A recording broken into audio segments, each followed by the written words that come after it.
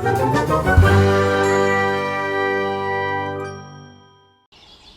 जंगल में बहुत सारे परिंदे रहते थे। उन परिंदों में एक बहुत ही रहमदिल, मेहरबान और सबके काम आने वाला कौवा रहता था। मुश्किल वक्त में वो तमाम परिंदों की मदद करता। अक्सर औकात तमाम परिंदे उसके घर जाके दाना भी ले लेते। अरे कौवे भैया, आज सुबह से मुझे दाना नहीं मिला। मेरे बच्चे बहुत भूखे हैं, तुम मुझे कुछ दाना दे सकते हो?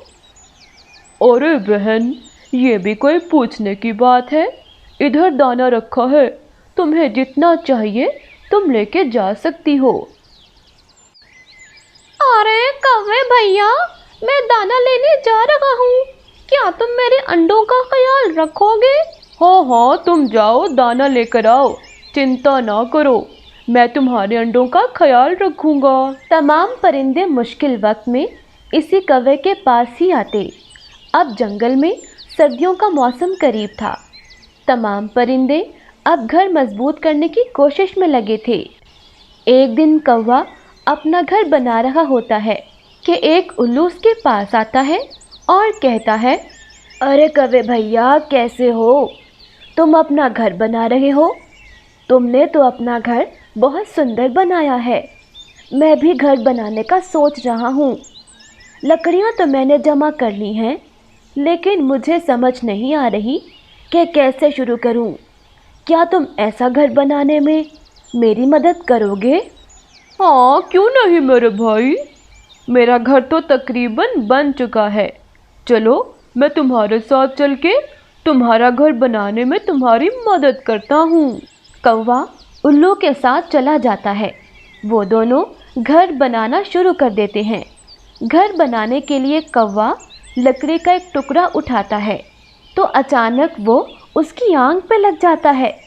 कौवे को बहुत तकलीफ होती है और वो ज़मीन पे गिर जाता है।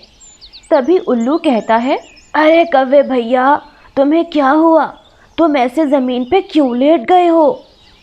अरे उल्लू भाई, मेरी आंख में लकड़ी का टुकड़ा लग गया है, मुझे बहुत तकलीफ हो रही है, मुझे इस आंख से कुछ दिखाई नहीं दे रहा। ओहो, ये तो बहुत बुरा हुआ तुम्हारे साथ कौवे भैया।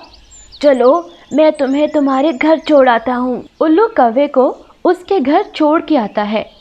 कौवे बेचारे की एक आंख ज़ाया हो जाती है। उल्लू कौवे का ख्याल रखता है और रात को अपने घर चला जाता है। सब परिंदे कौवे की अयादत के लिए आते हैं और उसका बहुत ख्याल रखते हैं। कुछ दिन बीतने के बाद सब परिंदे कौवे से तंग आ जाते हैं और उसका मजाक उड़ाना शुरू कर देते हैं। वो जहाँ से भी गुजरता है, सब परिंदे उस पे हंसते हैं। अरे वो देखो, काना कौवा जा रहा है, पता नहीं एक आंख के बिना जिंदा कैसे है। हा हा हा हा। कौवा बेचारा बहुत तंग आ जाता है। एक दिन वो घर में रात को बहुत उदास बैठा होता है।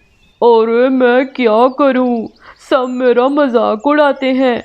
अगर मैं एक आंख से नहीं देख सकता तो इसमें मेरा क्या कसूर है? मैं बस ये जंगल छोड़ने वाला हूँ, मुझे इस जंगल में अब और नहीं रहना। वो रात को ही जंगल छोड़ के चला जाता है।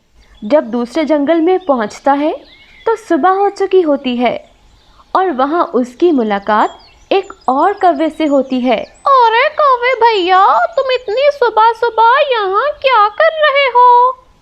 बाहर तो बहुत सर्दी है, मुझे लगता है तुम यहाँ पे नए आए हो। हाँ मेरे भाई, मैंने अपना जंगल छोड़ दिया है, मैं वहाँ नहीं रह सकता। क्या मैं इस जंगल में अपना घर बना लूँ?